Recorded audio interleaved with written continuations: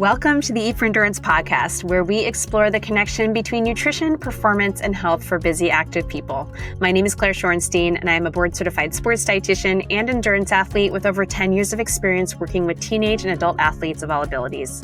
I started this podcast to provide evidence-based guidance, inspiring athlete stories, and practical tips on a wide variety of nutrition topics so that you can feel better, crush your endurance goals, and thrive as a human being. Today, I'm chatting with Emily Holland, a recreational runner and climber based in Boulder, Colorado. She's also the co-founder of Wild Poppy Creative Consulting, which is how I first connected with her. I worked with Emily and her business partner, Angie, who you may remember from a recent episode. I did an athlete nutrition profile with her as well. I worked with them earlier this year and a little bit last year when I needed a little help with my podcast and small business. They are fantastic, by the way, if anyone needs assistance with that stuff.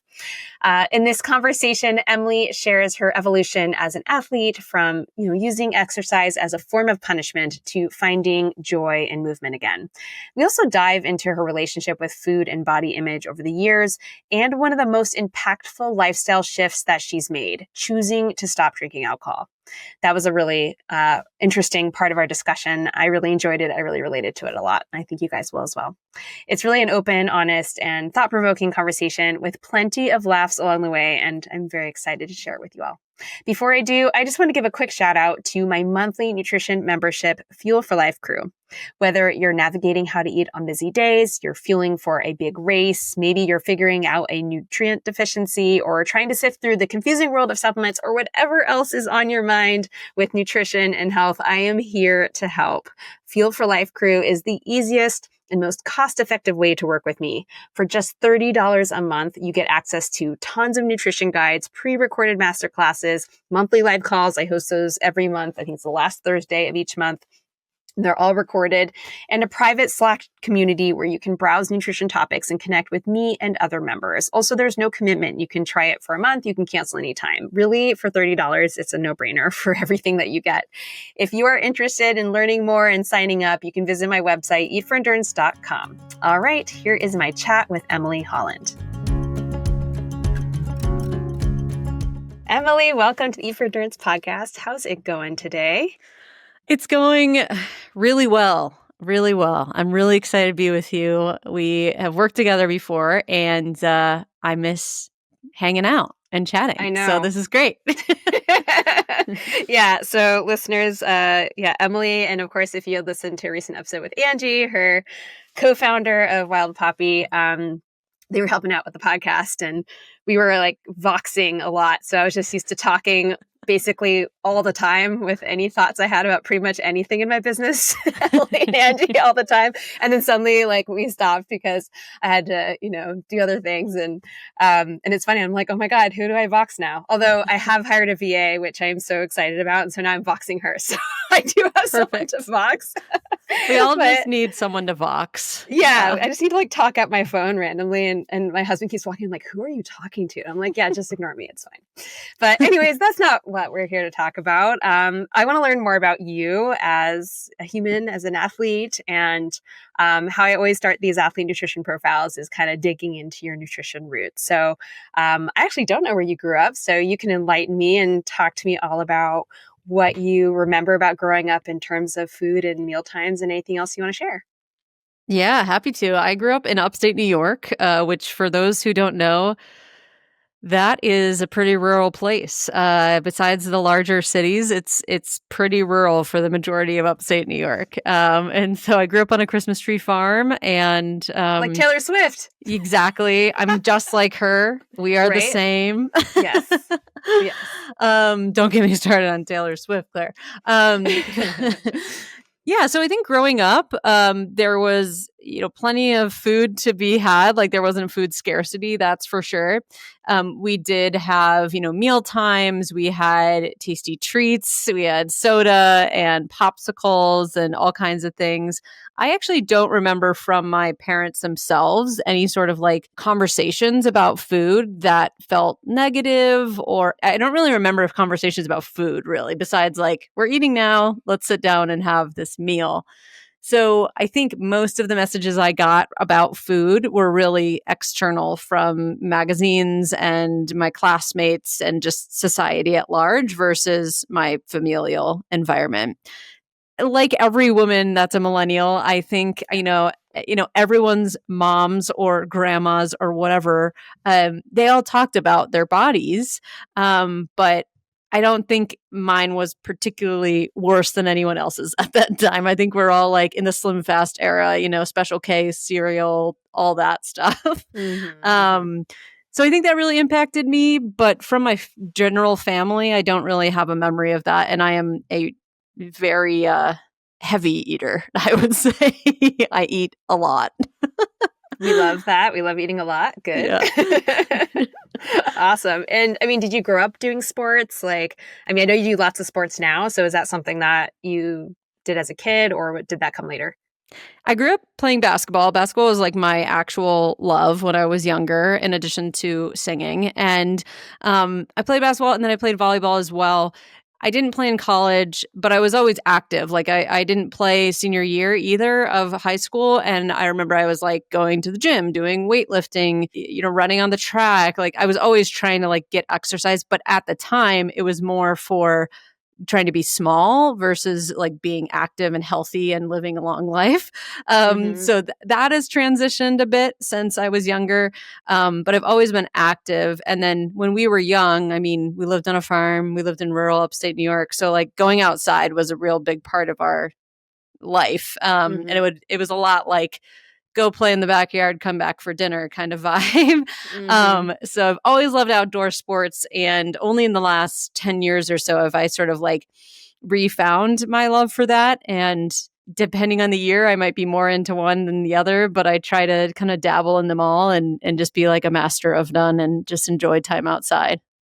So I sensed there was a break at some point because you said you kind of refound it. And I was doing a little digging in your Instagram. It also sounded like you refound running at some point. So I'm curious how that break came to be and what that all looked like. Yeah. So when I first started running, I was like 13 or 14. And at the time, it was both to be small and also to stay in shape for basketball season. And I was rewarded at the time by losing weight pretty fast. So there was a lot of years that I ran. I did a lot of like road half marathons. I even did a road marathon up to when I was like 24 or 25. And it never really felt like rewarding to me or like enjoyable. It just felt like punitive. Like I had to do it in order to punish myself for eating the thing or whatever. So when I discovered trail running, first I hated it. I was like, my partner tried to make me do it. And I was like, I'm going to trip. I hate this. Like, why are you making me do this? Like very classic girl hetero relationship. Stop making me do stuff. But then I realized that, this is like one of the most freeing feelings that I get when I can really get in a flow on like a nice downhill primarily. Then that's like really uplifting and beautiful. But that transition took like 10 years from, treating running as a punitive act to treating running as a thing I get to do and that I very much enjoy the process of training for. And the races that I do now are like the cherry on top of what I'm enjoying. So it was like a slow process, but I think when I left college and moved to New York City and was just like drinking a ton and not doing much of anything else, I didn't spend a lot of time outdoors. But when I moved up to Boston, I started to go up to New Hampshire and to Vermont and Maine and all these beautiful places that I didn't really experience when I was a kid. And they just kicked something off in me. And then to meet a partner that was also equally excited about those things and infusing them in our life, I think was just like the timing couldn't have been better in that situation. So you guys met on the East Coast? Yes, we met at work at the holiday party. And yes, very classic. And at first we really liked each other that night. And then the next day we were like, wow, we must have been drunk last night. I don't really like you. And then eventually we started hanging out as friends and became more than friends. And now we're engaged. Classic love story. Classic East Coast love story. There you go. Love it. Awesome. Yeah, you're getting married soon, right? Or is it next year? Next June. Yeah, we're taking right. a long engagement. Yeah. That's awesome. Yeah. And what brought you to Boulder? Because you're in Boulder now. Yeah, well, we were going up to New Hampshire every weekend to hike or climb or whatever, and New Hampshire's only like 2 hours to where we were going every weekend, but at the time it felt like so long, so much further than we wanted to go, and there was traffic every weekend, so we were just like, oh my God, this is really hard to infuse the outdoors in our life on a daily basis. And so we both were working at the same company still, and we advocated that we could move somewhere like Boulder, that we could hike in the morning on like world-class trails and then start work later in the day. So we both advocated to work remotely, and they let us, and we moved out here in 2019 just to be able to, like, on a random Tuesday, go up the canyon and get a few pitches in on some rock. Or like this morning, I hiked with a friend and before work, and all those things are really important to our happiness. And now we know also our longevity. So, yeah, that was the impetus for getting us out here, just getting closer to the things we like to do on a daily basis. So pre-pandemic, that's interesting. You guys got in early with the remote work. Yes. I was like, this is old news, y'all. I'm ready to go. I love that. Yeah. And that, I mean, that really is, I love that kind of lifestyle where it's like every day you get to do something active. You have kind of a slightly more freer schedule. I know not everybody can do that, but Totally. I mean, I know for myself, owning my own business is so hard. And I know you have your own business, you get it. But the upside is that you have the flexibility. And I mean, the downside is you have a lot of work and things to do all the time. But I can like go out mid-morning and do some little adventure or whatever, which is awesome. Totally. So, okay. So you started, so it sounds like it's really like on the East Coast through your partner somewhat that you rediscovered, or at least kind of found joy in movement is what I'm hearing. And like, where were you at before you met your partner? Like, what was your relationship to food, body, exercise, all of that? And how old were you too? I met him when I was 24. So, okay, so you're quite young. Yeah. Wait, 25. Oh, well, what doesn't matter. We were quite young. Yeah. Yes.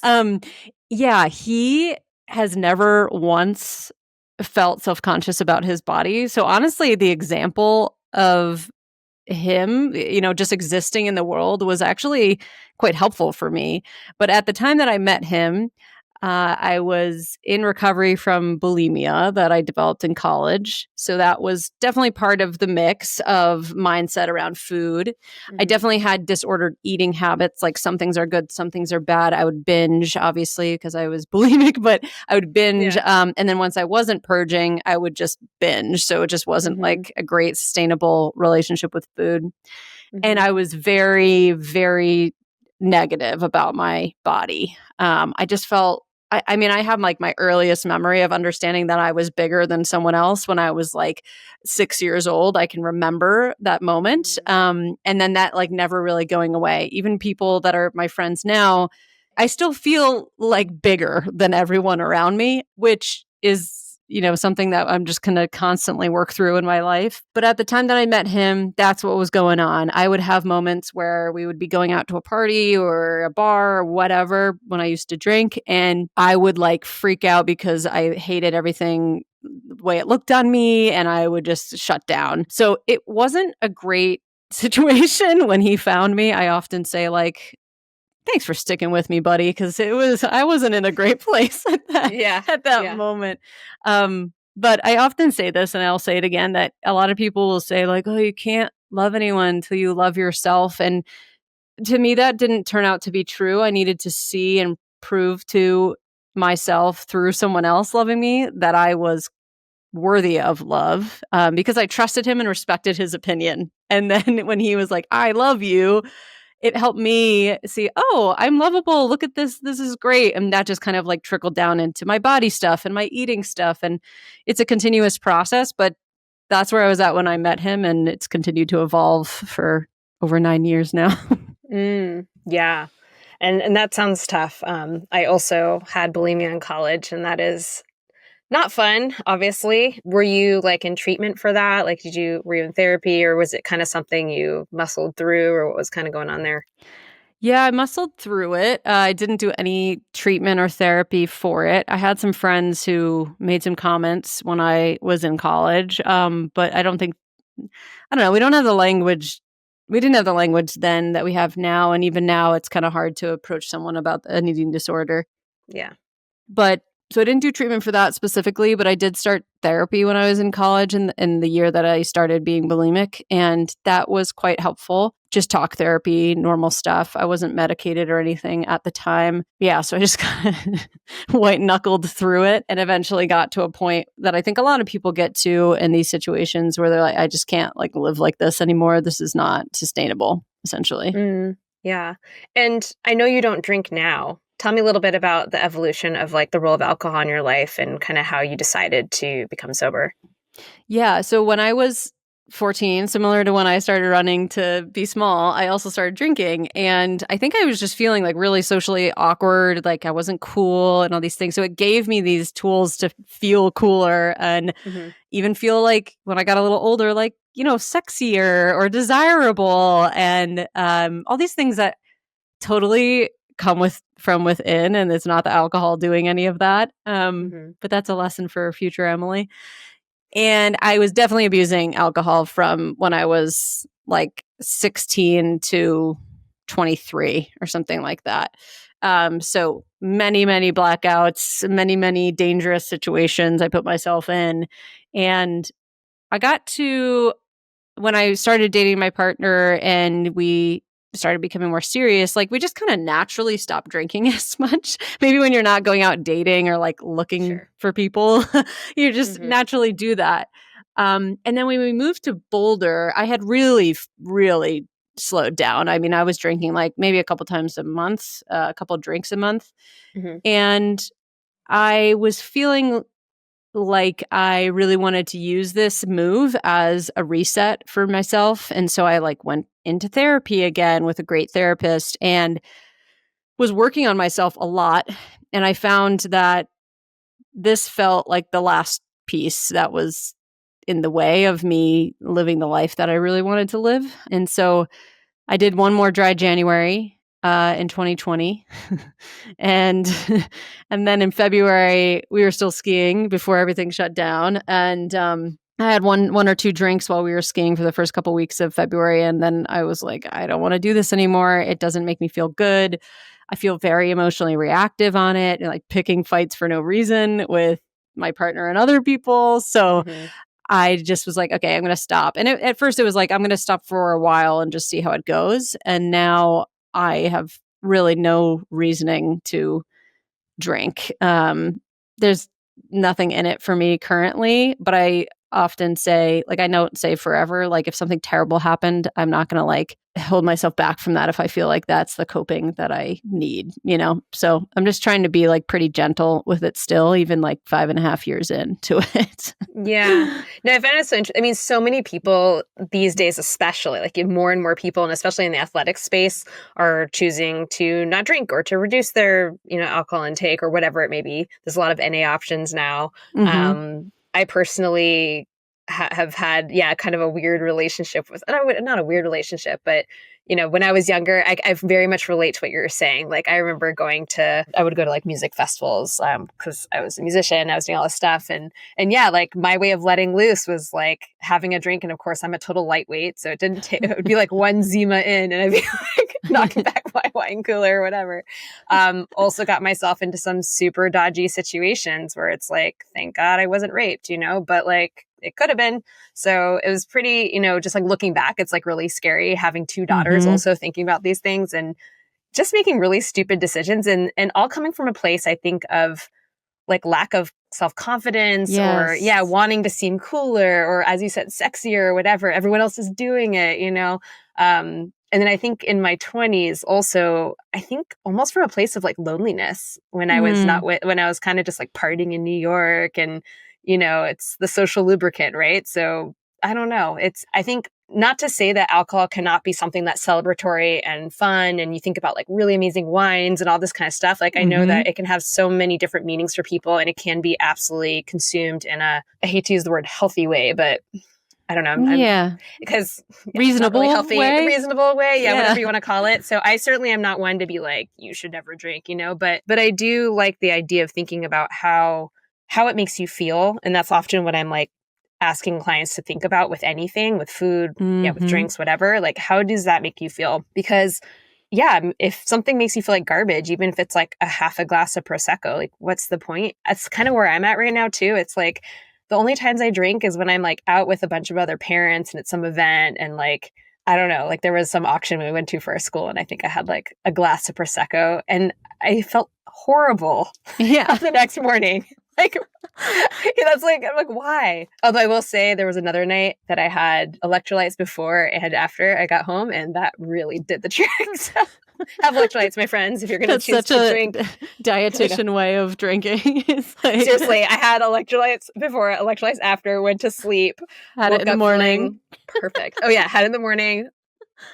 Perfection. I mean, I had like one drink, so, but yeah, so I think it's really interesting to kind of hear people's stories because obviously there's some people who have, who are alcoholics and there's like that whole aspect of it. And there are other people who, maybe it's more like your situation where you can kind of have a small amount and be okay, but you decide you don't want to. And then for me, I guess there's been some instances of abuse with it, but at the end of the day, I'm just like, I don't really like it.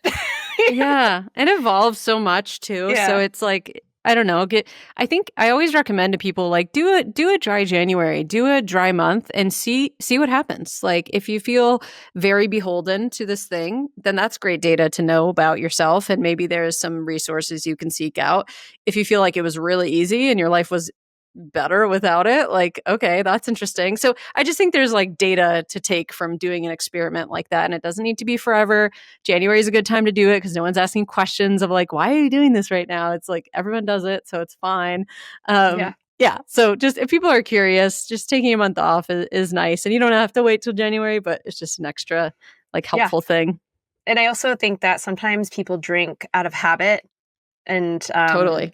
So, I've worked with a lot of people who would have a drink at the end of a day as a kind of bookend to kind of separate work life from home life or whatever it may be. Right. Yeah. And, maybe it is a coping mechanism. Maybe it's just kind of this marker of the end of the day to kind of unwind or whatever. But like, there's so many ways to do that. Like, you can have a fun mocktail, you can have some herbal tea, maybe there's an activity that you're doing that's creative or relaxing, so I think it's not to say like if you really love a glass of wine here and there, it's like, yeah, go for it, but as long as you're feeling okay with it and you're not just doing it just because it's there, I think, because obviously it's not good for you, your health and all that. I don't think the jury's out anymore. I think we all know. Yeah. But I totally hear you. I think like, just try to be kind to yourself in the process if you are going to do something like that. But my therapist told me one time during COVID, I was like, I don't feel like I'm turning off from work. And this is not the same thing as what you were talking about, but maybe helpful.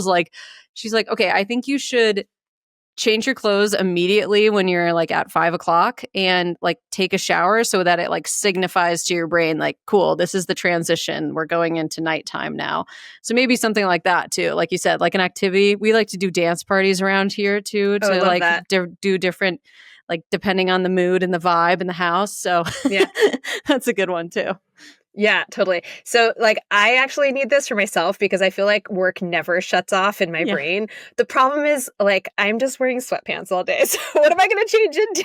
More comfy cozies. My different sweatpants. I feel like I have like my nighttime pajamas and my daytime pajamas. So do I need like non-work daytime pajamas?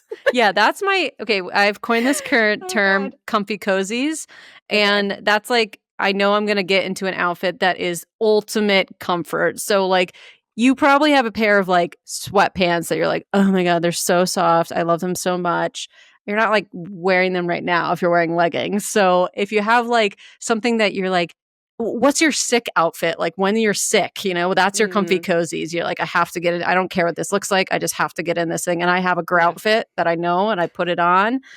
And my partner's like, "Could we recycle some outfits here? Like maybe get another one in?" But I have, okay, it's like it looks like a hoodie sweatshirt, but it's down to my ankles and it's made of that plush material that blankets are made of. Yeah. It is so hideous. I got it at Costco. I have it in two colors and my husband wants to burn them. So that's what I like. Yeah, actually, a comfy cozy, the definition is, does your partner hate this outfit? Then that's your comfy cozy. He's like, can you please stop wearing this? I'm like, no. I'm going to wear it immediately when I wake up and also at night. Yeah. Basically, anytime you see me. You married me. You know what you're getting into. Oh, God. Yeah. Yeah, I love that thing. So let's talk about, I want to talk about climbing a little bit. So you climb, you run. Are there any other sports? Actually, before we go into climbing, are there any other sports you do? You hike. What other things do you like to do? I am very bad at skiing, but I sometimes do it. Yeah. Okay. All right. So, but would you say mostly you're running and climbing or yes. Not even? Yeah. Okay. Yeah. So yeah, talk to me about climbing because I feel like we are talking about nutrition today, by the way. Well, alcohol is in the nutrition family. So. Yeah. Comfy cozies are important to self-care. Yeah. Yes, this is all connected. But the climbing world and the running world are two such different worlds in terms of culture and how you feel yourself and maybe the kinds of climbs you're doing are not like you're stuck on a mountain forever. Are you doing kind of more climbing where you're doing a little bit of climbing and kind of like with a mat below and like that kind of stuff? Or I guess I should find that out first. Yeah. So there's a couple different types of, so sometimes when people are like saying climbing, especially in my mom's demographic, they think I'm talking about hiking. So I just want to be clear that I'm talking about rock climbing. Oh, yeah. Sorry. Rock climbing. No, I was talking about that too. Yes. Rock climbing. Yes. But so there's a couple different disciplines, and what I like to do is called sport climbing. And so that is like you go to what's called a crag, and there's multiple routes there that you can do. You go up with the rope and you come down. One what we call pitch, so one length of the rope. And so I do mostly that. I do boulder a little bit, which would be like with the mats, no rope. Yep. Just for anyone who's not familiar with climbing. And but it's just like not my favorite type of climbing. It's a little bit scary in my opinion. And I just prefer to have a rope. So I do a bit of that. I've been doing it for almost 10 years now. And I think only in the last few have I taken it more seriously. And I've really worked on like overcoming fear with that. But at the same time, you're so right. You cannot do both of them well at the same time. Like climbing and running together don't really mix. How so? Tell me about that. So when you're climbing, my understanding of the difference in training, and I have coaches for these things, so that I pay them for that. But you need so much power when you're climbing, and you do need endurance, but you need power. You need actual full body rest all the time. Like when I was trying to train for climbing early last year for a trip we were going on, my coach was like, do you want to be good at climbing or do you want to just remain the same and not like progress at all? And I was like, well, of course I want to be good at climbing. She's like, well, then don't run because it just depletes too much energy. And then like, I don't think you can have the same powerful movement if you're so depleted all the time and you're mixing Don't run at all? That was her direction. And I actually did during that training block, not run. I only hiked very minimally. And I got a lot better at climbing, like a lot better. And I was like, damn it, she's right. Wait. So I want to clarify something. So is sport climbing the one where you're trying to do something as fast as possible? No, that's speed climbing. Sorry. Okay. Yeah. Makes more sense. Yeah. Okay, yeah. Makes sense. Okay. Sport climbing. Okay. So that's with ropes. Like how long are you actually climbing for? Like how long are you off the ground? It depends on the place that you're climbing, but it could be 30 feet and it could be 100 feet. Like it depends on the place that you're climbing at. In our gyms, like usually in US gyms, you're doing like 40 foot or 30 or 40 foot walls. So you do need endurance because you need to be able to go up without stopping essentially. But that is pretty easy to get. What's harder to replace is power. And that's a specific type of training that you might do to increase your power. Yeah. So with running, like when I switch over to running and training for races on that side, I don't really climb as much because first of all, running takes up a lot of time, especially for me because I'm slow. But it also just makes me so tired that rest days, I'm like, I don't want to climb. I can't climb. Like, I'm going to be a noodle arm. It's not going to work. So when I'm being a true master of none, I do it all the time. But if I'm like training for something specifically, I try to really focus on that specific sport and do as much as I can to like not have injuries and, stay very focused on it. And that's only been in the last few years that I've really transitioned to that, because I was just getting frustrated with like not being able to do everything at once. And I was like, all right, I think I need to just, focus for different seasons. Yeah. So, okay. So for climbing, like what I was trying to get a sense of is like, are you up on the wall long enough to be fueling during, or are you really making sure you're just having food before and then you're fueling after?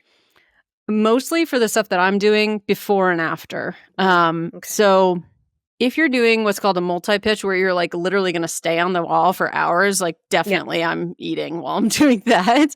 Yeah. But if it's like you go up, for 10 minutes and then come down, you might bring a couple protein bars or something like, less like, at least in my experience, like less carb focused as it is in running when I'm like trying to actually take down tons of carbs. And I'm more adamant about like just getting food in. I don't really care what the macros are. I'm just like trying to get enough food in to feel like I'm a little bit full so that I'm not like depleted while I'm climbing. That's one thing. So I had a dietitian climber on before, and we were talking about climbing a bunch, and how, the culture is a little bit different. There's a little more resistance to fueling. And like, that's one thing that kind of confuses me, because of course you need carbs for power sports, of course. And here I am saying exactly the wrong thing. Exactly. I'm like, I don't know. Well, I'm not trying to call you out, but it's just kind of pointing to like, people tend to gravitate towards protein and be like, oh, well, I don't need carbs. Well, yes, you do need carbs for climbing. yes, we do. There is definitely a general sense in the climbing community that you don't want to feel heavy while you're on the wall. Yes. So you definitely don't want to like fill yourself up. And I've found that fueling while running, depending on how I'm doing on the run that day, I might feel a lot fuller than other days. And so it's just like a balance with rock climbing of like, I don't want to feel heavy. I don't want to feel really full. So I have to like make sure I'm eating the right amount while I'm out. But beforehand, I definitely have a huge, like before we even go anywhere, like a huge meal, like a great breakfast with, tons of all of the macros and just try to like get all that in before we go so that I'm not like starting from a deficit as well. But for sure, that's a big issue in the climbing community, especially with pros. So. Yep. Totally. And the other thing too, it's like, okay, you don't want to feel like heavy, quote, quote, heavy, but then you also have to like take into account, okay, well, but what are you losing if you're not fueling enough? And then of course, there are different strategies for fueling that will be, less heavy feeling or whatever that feels like to you, right? So different ways of doing that. But then, okay, if you do take in more, then how much stronger could you potentially feel? So it's there's no one right answer, no right way to do this, of course, as always. But that's always something that I find interesting in the climbing community, and then compared to the run community, where yes, there's still lots of underfueling happening, but then at the same time, there's this huge like high carb push, as well. Yeah. So like everyone's like carbs, yay! Not everyone. There's still lots of low carb people, but it's always interesting to me, like comparing different sports, and especially when you have someone who's like in both of them and kind of going back and forth. So that's why I thought it would be interesting to kind of talk about how you feel yourself for, say, like you just did a 50K, for instance. Was that your first one, by the way? It was my second. Okay. Mm-hmm. So you just did your 50K and then you do these climbs. So, so eating before and after, some snacks, and what does like run nutrition look like for you? What or maybe you can share any like kind of lessons learned, or, maybe some fun stories of things that didn't go so well, or things that went well, whatever you want to share. How many gastro stories do you want on this? I have learned so many lessons in fueling and underfueling and running. It's amazing. And it's amazing that until this exact moment and this exact conversation, I've never been like, well, maybe I should pull some of that learning over to climbing. So I'm getting a coaching session here too. That's there you good. go. So for running, when I was younger, I did not fuel at all, which I think a lot of people didn't. I mean, we're just now like really getting on board with the Yeah. carb thing, as you mentioned. Yeah. So it's like, we're just on board with that now. But for my last 50K, which was in 2019, a few months after we moved here, I wanted like a goal once we moved here so that I would be going out to the trails and stuff, meeting people, etc. And I would eat some food, mostly Cliff Blocks, but compared to what I take down now, it is almost laughable. It's almost like I didn't fuel at all. And the other thing would be that a difference between rock climbing and what I was trying to do there and now what I'm trying to do with running is that there's a large culture of cutting weight in rock climbing before you have a trip or an objective in order to like be at your smallest. I mean, there is some validity in like it hurts more to pull up on heavier weight. So like there is that fact. And but anyways, so trying to come from rock climbing where I'm like I was operating in a deficit to get ready for trips and stuff like that to then not tracking anything with running and just being like I'm going to give my body what it wants when it wants it and try to hit enough protein. And then during running, especially this year in particular, I'm trying to hit at least 60 grams per hour of carbs. And I know for like compared to some elite athletes, of course, that's lower than a lot of elite athletes. I think David Roche is like up at the 90, 120. No, he's like 140, 50 or something like that. That's like, that's wild. So, I might increase more like as I go along, but as of right now, I try to hit 60 per hour. And I almost wish it didn't do this, but it has completely changed my life. I mean, it's like night and day to the last time I trained for something like that, where every long run I did for the last training cycle in 2019, I was wrecked afterwards. I was like, I couldn't do anything the rest of the day, had no energy. I was like recovering really poorly. All the things that we know now. Yep. And I didn't really understand it then. I was just like, oh, I'm running a lot. Like, obviously, I'm going to be tired. It's going to be fine. But now I'm like, I can go on a long run, carb up while I'm running, and I can do what I need to do for the rest of the day. And like, maybe I still take a nap. I love a nap, but it makes me feel so much better in the moment and then afterwards as well. And then I just really think about like, what am I eating beforehand? I really like pre-workout. I don't know if that's like kosher or not, but like a pre-workout supplement. Yeah, I love pre-workout. Which one? What's in there? Yeah, should I go get have really shady stuff in there? Yeah, it is. I don't want to call out the brand, so okay, I will. Don't call it the brand. Okay. Yeah, what kinds of ingredients are in there? Let's say, girl, like caffeine. Like I don't know what's in there. There's definitely caffeine, which I like. That's fine. It makes me have the spiders down my arms. I don't know if that tells you anything. I have no idea. Like the tingly feeling. Yeah. Okay. So I really like that. I also just like drinking caffeine before I go out. So I make sure to have some good coffee and stuff. So that's where I'm at right now with running. And I really... You have food before? I hope there's food. Oh, definitely. But I try to give myself enough time to like digest and stuff. At least like stop eating before like 30 or 45 minutes before I go out. Yeah, and my food in the morning, I used to not eat breakfast, and now I eat breakfast every day because it's tasty, and also I just got too much exercise to do, so I gotta just get it in. And I think in the past I would be mad at myself if I was like, I just ate 2 hours ago. Like, why am I hungry again? I would get like really mean about it. But now I'm like, well, of course I'm hungry. I did this workout and I need food. So what's going to fill me up right now? And that's I think the mental change that has happened in the last couple of years. Hey everybody, I just want to take a quick break to tell you about my virtual private practice, Eat for Endurance. You may think that working with a sports dietitian like myself may not be within your budget, and I wanted to make sure you're aware that I have so many free and extremely low-cost resources and services available in addition to this podcast. I currently have 7 free nutrition downloads that you can grab on my website, eatforendurance.com. I have a bunch of nutrition mini guides that are only $5 each, so if you just want to learn about carb loading or just want to learn about how to fuel before exercise or whatever else, you can go there and find what you need for the price of like less than a latte, basically. And also I have Fuel for Life Crew, and for just $30 a month, you get to ask me all your nutrition questions, get the support of a small but amazing and growing community of busy, active people like you, and you get full access to my online nutrition resources. So all of my mini guides, all of my past masterclasses, plus live monthly calls on different topics that you help choose. So basically, it really is a no-brainer. $30 for all of that. Plus, you can cancel anytime if you want to try it for a month and it's not for you. Not a big deal. So you can visit my website, eatforendurance.com, to sign up. Or, of course, if you would like to work one-to-one with me, I am accepting clients, and you can send me a new client inquiry form. All right, let's get back to the episode. What do you think led to all these changes, like increasing your carbs and being kind to yourself when your body is giving you a hunger signal, or any of these things? Yeah.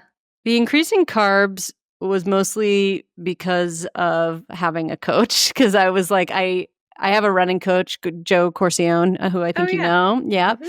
He's great. And he recommended the carb plan, basically. And I was like, cool, I'll do whatever you say. I like to be told what to do. So that at the carb level, that's what did that. But I think it's similar to the drinking thing for me, Claire, is like, I don't really want to be mean to myself anymore. I mean, I have tendencies, right, to be like hard on myself.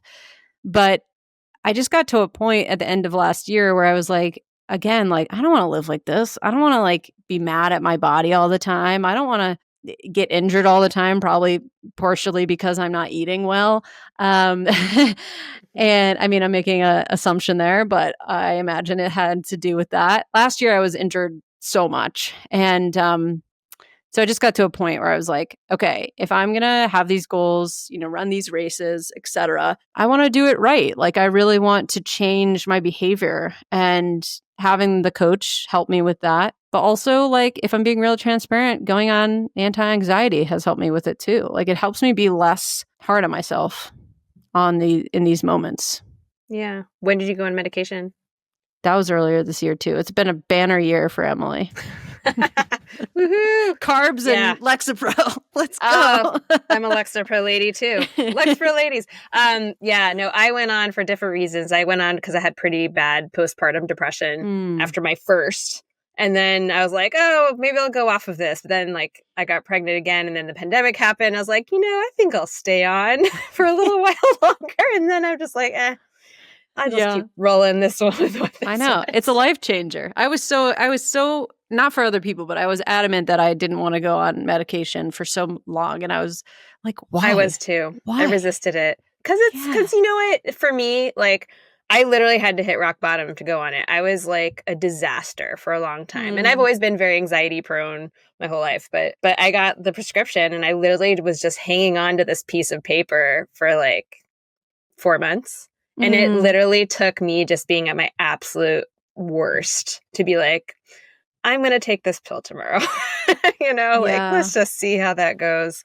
And honestly, like, I actually I'm only on like 5 milligrams now. So I don't even know if it's doing anything, because I did try to kind of cut back and be like, maybe I'll go off it. And then I'm like, I'll just kind of sit here for a while and see what happens. But, I think there is this feeling of like, at least this is just for me, I was speaking for myself, but like feeling like, why can't I figure this out myself? Like, why do I need medication? And there's also just like this feeling of not wanting to take something. I don't know. That's just me. Yeah. I don't know. Like, I know everyone has like certain people have supplements, and I kind of go on and off different supplements here and there as needed. But like, I know when I stopped taking the birth control pill, it was just like, how freeing. I don't have to take another pill. It's like, I don't know. It's partly that, part like feeling like there's something wrong with me. I have to take a medication to fix myself, Yeah.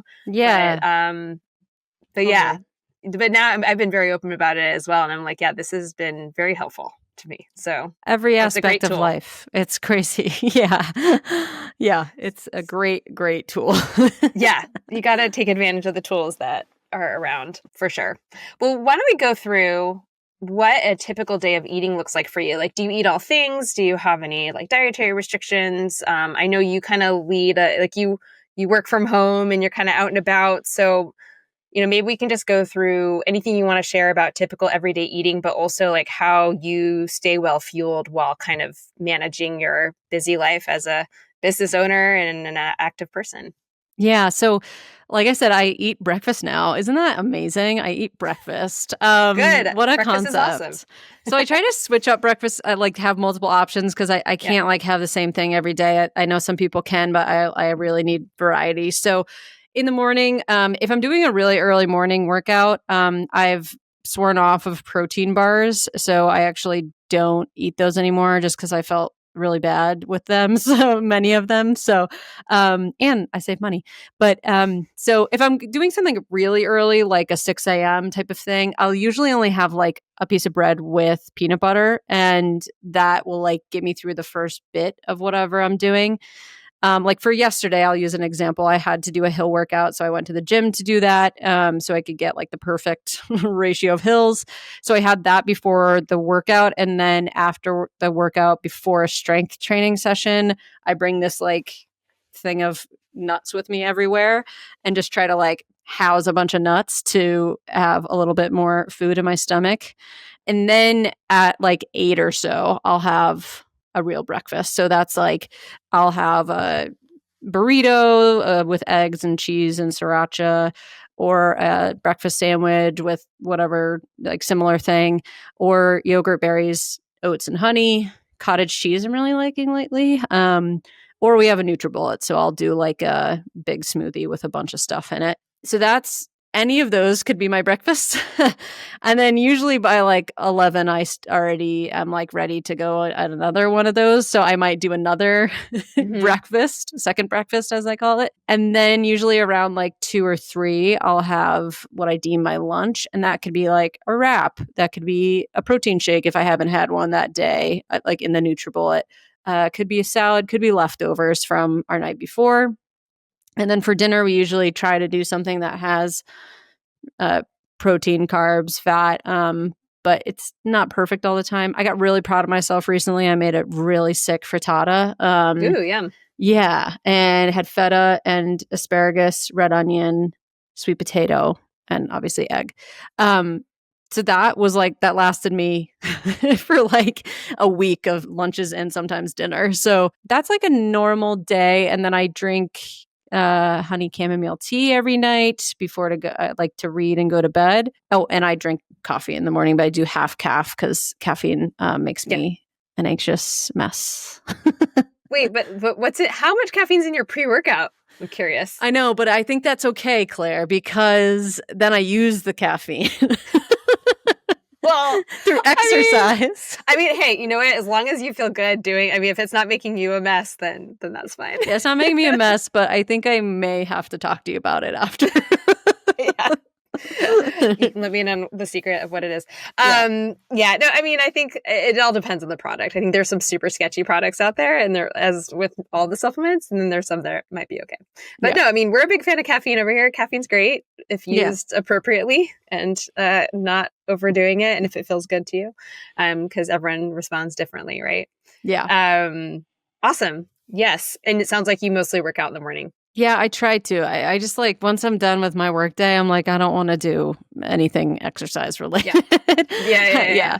Totally. But I know some people are like completely opposite and like can't work out in the morning, and like, yeah, whatever works for you sounds good to me. But and then like, I'm not very if we go out to dinner, I'm not like, oh, no appetizers, no dessert. Like I want to eat the yummy things. I try to keep in mind like what I'm doing the next day or what I did that day of like, how much do I need to replenish or whatever. Like I try to think about it like that, but I'm not really beholden to like, no, I got to get the salad every time or whatever, which is quite an evolution. But I'm happy to be there now. And I love a dessert. So gotta say yes to it. Love it. What are some, do you like enjoy any mocktails or other like NA beverages? Like what are some favorites of yours? Yes, I love a mocktail. My sister and she was just visiting, and we were having, every night we had tart cherry juice with lime seltzer, which is like so tasty. I do. Yes, I do it you do that pomegranate juice. Yeah. Oh, perfect. Yeah, it's so good. Not too sugary because it's like the tart flavor of pomegranate or cherry. So that's great. I like a lot of the hop waters. I like Lagunitas. They have a thing called Hoppy Refresher, which is hop water, and they have really good flavors. They just came out with a passion fruit one that's really good. I also love a Radler, and so like a lemon or grapefruit Radler, but those were harder to find from NA. But they just came out with some. So What's I know a Radler? it's kind of like a lower percentage. If it's alcohol, it's like a lower percentage. It's like a lemony beer, basically. It's like Got it. lemonade and beer together, essentially. Oh, got it. Yeah. So they now have one. Stiegel is the brand that I like the most. Their lemon radler is like basically just a refreshing lemonade beer with no alcohol in it. So those are my favorites there.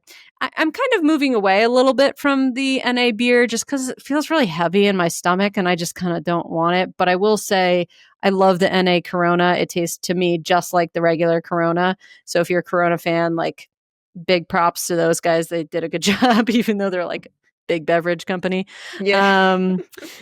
And yeah, I mean, there's some that just like make me feel sick, to be honest. So I can't really be doing too much hazy IPA NAs. They just, there's something about that doesn't make me feel good. And unfortunately, there's not a great wine replacement. There is. I've not tried the NA wines yet. The red ones, don't waste your money on that. Yeah. There is a brand called Toast. It's like TOST, and O has like I forget what it's called, the 2 dots. Mm-hmm. That is pretty tasty, very sugary, but it's like a good Prosecco or Rosé replacement if you're going to do like something celebratory. So that's what I will probably use at my wedding for my champagne toast. Oh, fun. Yeah. Yeah, I mean, I was just in Trader Joe's the other day and they had all these like mocktail-ish like things like sparkling, I don't know, what was it? Sparkling watermelon juice or sparkling, I don't know. They had like a sparkling tea with lemon or something. Ooh, that sounds great. And some of them were a little sweet, but they had like a rhubarb, strawberry, sparkly something or other, like soda kind of thing. But like, I don't know. So there are all kinds of interesting things. And then a friend of mine was telling me about these like botanical drinks. I forget what it's called, but like they're like really like herbal kind of sodas that are really yummy. I love like kind of fun flavors and fun things. And like, I don't like beer anyways, and wine only if I'm really in the mood. So like, I'm always kind of into like exploring different things. So yeah, I mean, like cool. There's also like poppy, Olipop. All these are like, you know, like people love that stuff. I also love a kombucha. So yeah, there's plenty of ways. And I feel like people, probably especially in the places that we live, are getting hip to it at bars, and they like getting hip to it. Am I 75? That is such a weird thing to say. They are providing better options at all bars instead of just like, even I was in Ireland last year and they all had Guinness Zero on draft. I was like, wow, in this country? That's incredible. Guinness Zero. I didn't even know Guinness made a non-alcoholic version. Actually, similarly, I would say it's very similar to the original, similar to Corona. Even my partner, who still drinks a little, like he said, wow, this is like pretty consistent. So good, highly recommend. And then I wonder if it still has, I imagine it still has all the iron content in it too, right? Yeah, so it's actually a supplement now. Yeah, so it's just like a health beverage, you know? Yeah. So what about kind of sports nutrition products? What are some of your favorites that you use, whether it's like, I know you mentioned like Cliff Blocks, I don't know if you still use those, but any gels or sports drinks or anything that you kind of are reaching for during your trail runs? Yeah, I love Number Second. I think they taste so good. The gels, the passion fruit. I guess I'm just on a passion fruit kick. Their passion fruit gel is one of the best gels I've ever tasted, and the consistency is good. Like sometimes gels, the consistency is a little weird. It's thinner, I think, right? Yeah, and it's I don't know. It just tastes really good. And all these things, it's like it depends on your body, right? You got to just like practice with a bunch of things and then see what feels good. But I got those because they were going to be at the aid stations for the 50K. So I wanted to test it out. And I also like their drink mix as well. I think it's called C30 or something like that. And then I do use Scratch sometimes, but only the drink mixes. I personally can't do the energy chews from them. I don't know why. They make my stomach hurt, and I have lots of toots. And then I like to bring dried mango with me. Like the Costco bag is sweetened, so there's good sugar content for me at least. I love the sugary dried mango, but those are so high in carbs. It's incredible. Yeah. And you don't want to eat too many of those because then you'll definitely be pooping in the woods. Yeah. So I bring that as like the thing to look forward to after I get sick of my gels and stuff. And then I love Sour Patch watermelon. That is a go-to for me on longer runs. I've been really intrigued to try out nerd clusters as well. People are obsessed with them. Everyone keeps posting about those. Yeah, they're okay. I'm not a nerds person. I don't know. Yeah, I gotta test it out because I don't even remember the last time I had nerds, so I don't even know if I like them anymore. But I will give them a go. Yeah, I don't like the flavor of nerds. I'm definitely more of a like Swedish Fish or Sour Patch or some sort of gummy thing. But the nerds, I used to like those when I was little, but now I'm just a little. Yeah, it's just like little sugar balls. Yeah, essentially. Yeah, totally. Awesome. I mean, are there any other things that you feel like you're still working on or challenges you've had, like especially coming off your recent, because the 50K was not long ago, right? That you did? Was the one in Pacific Northwest? Yep. It was like a little over a month ago. Was it the Gorge one? Yeah, it was. Nice. Exactly. What a cool race. I mean, that was really, really sick. And Dylan Bowman was there at the end at the finish line, and he's like, "Is this the queen of podcasting?" I was like, "Oh God, I'm so embarrassed," but it was very cute. It was good to see. That's funny. That event's great. After that, I took like 10 days off of running, and it felt awesome. And I just was like, "Wow, it feels so good to like have this little downtime." And then by the time I was ready to start up again, I was like, all right, I'm like ready to go because I have a race in the end of August. And I'm running Grand Traverse. Nice. It goes from Crested Butte to Aspen. And I signed up for it in 2020 and then I got injured, so I couldn't do it. So now I'm like back with a vengeance. And yeah, I was feeling pretty good after the race, but then I got a calf strain and then I also got like very sick. So I'm only now back fully training like the last week or 10 days or so. And I'm feeling really psyched, and calf is all good. The body's all good. Fueling is going well. So I'm back in it now. Awesome. Were there any things that you would have changed in terms of fueling that like you're going to bring to your next race?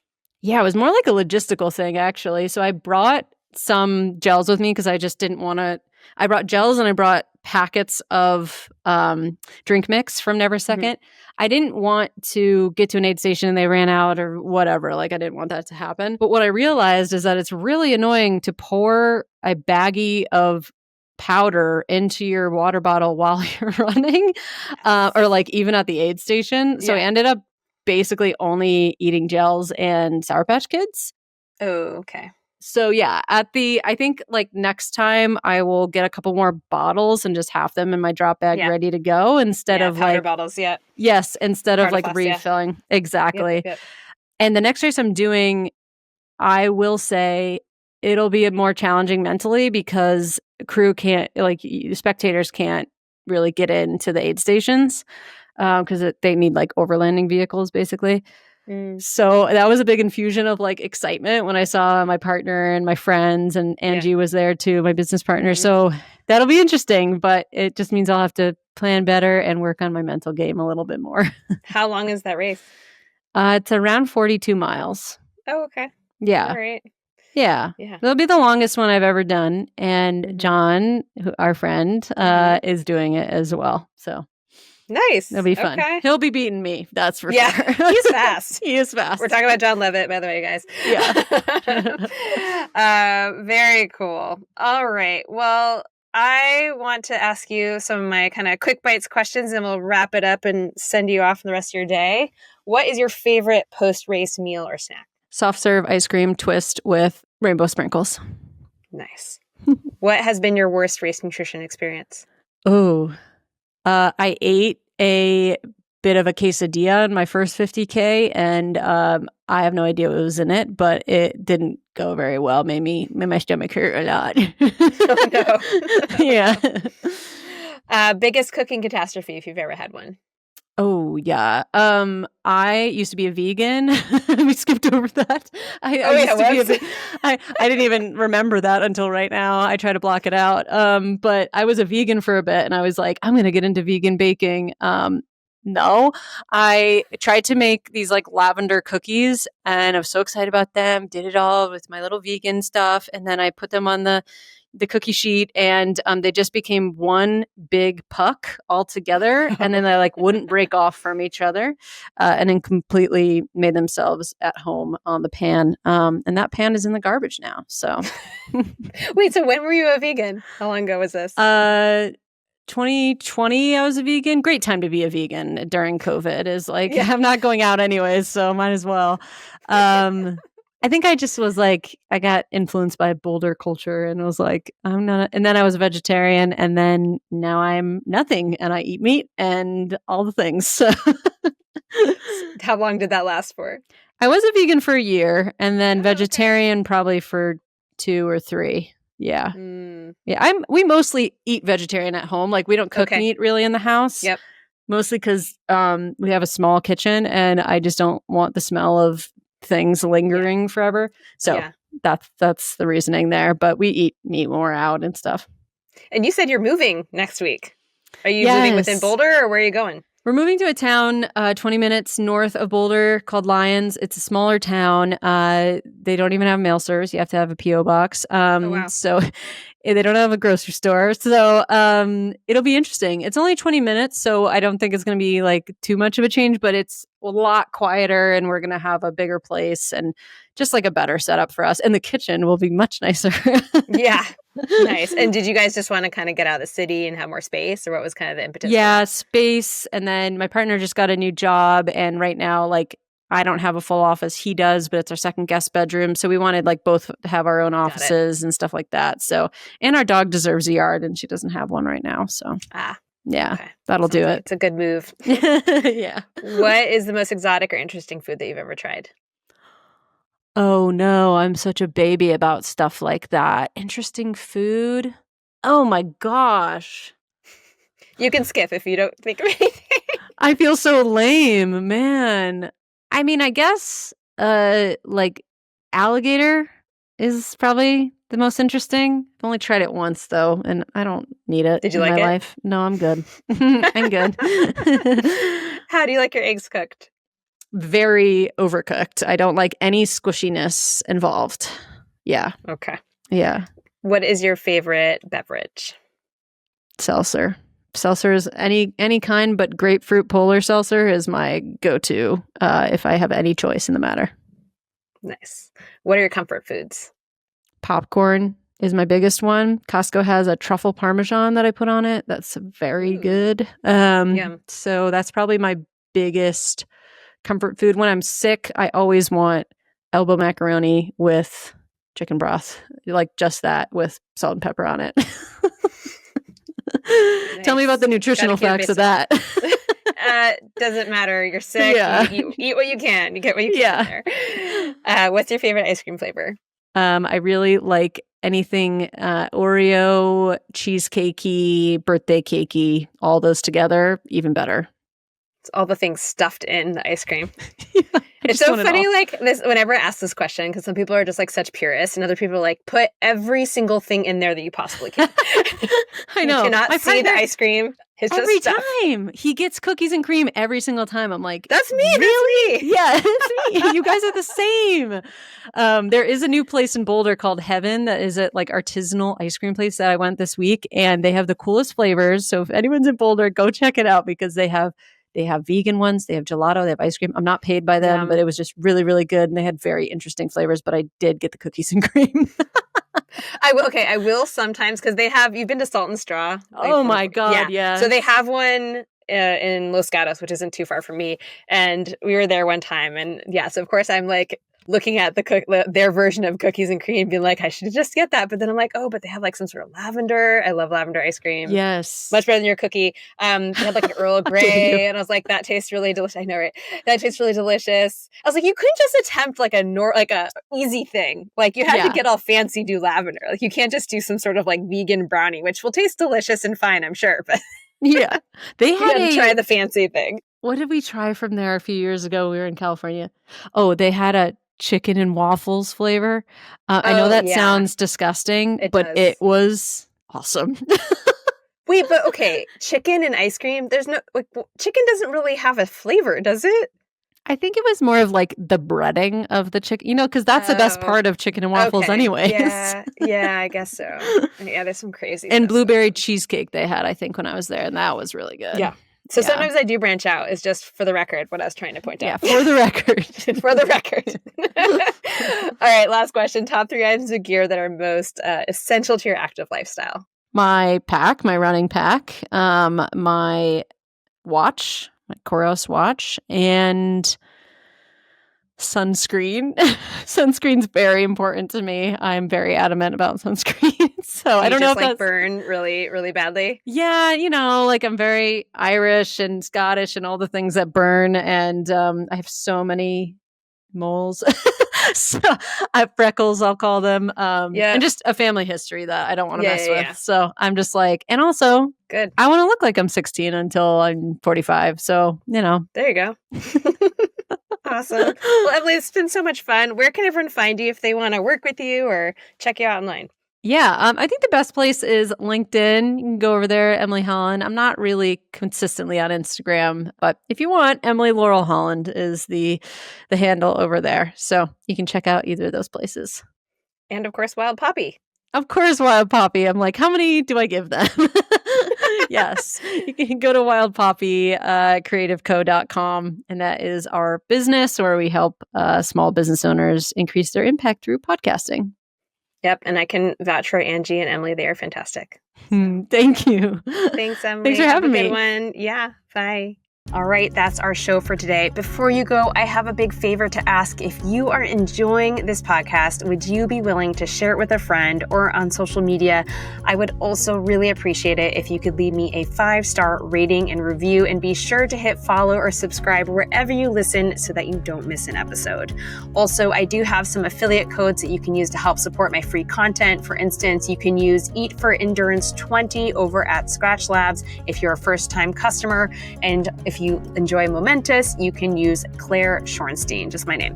I have other codes as well on the shop page of my website that you can go look at. Again, eatforendurance.com. And lastly, if you would like to contribute $1 or a few or $5 or whatever it is you would like, I do have a Patreon page that I have linked to in the show notes. As always, please get in touch with any feedback, topic requests, or just to say hi. I would always love to hear from you. Thank you so much. See you all next time.